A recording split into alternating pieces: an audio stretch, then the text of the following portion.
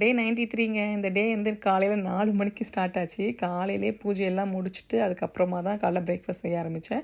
பிரேக்ஃபாஸ்ட்டுக்கு அப்புறம் ஒரு லாங் பிரேக்கு. அதுக்கப்புறமா தான் ஈவினிங் சாமி கும்பிட்டுட்டு திரும்பி சாய்பாபா கோயிலுக்குலாம் போயிட்டு வந்தேன். இன்றைக்கி நான் ஃபாஸ்டிங் இல்லையா, அதனால் சுத்தமாக எதுவும் சாப்பிடல. வீட்டில் எங்களுக்கு லஞ்ச் பார்த்திங்க அப்படின்னா மற்றவங்க எல்லாேருக்கும் சாம்பார் சாதம், தயிர் சாதம், அப்பளம் இதான் பண்ணியிருந்தேன்.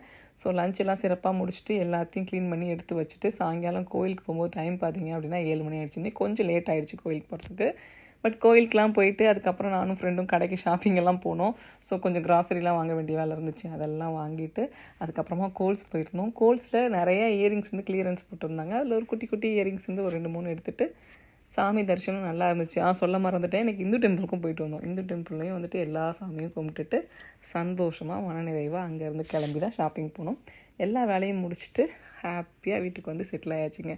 நாளைக்கு ஆடி 2 கபிலனோட பர்த்டே. ஸோ நாளைக்கு செலிப்ரேட் பண்ணணும்.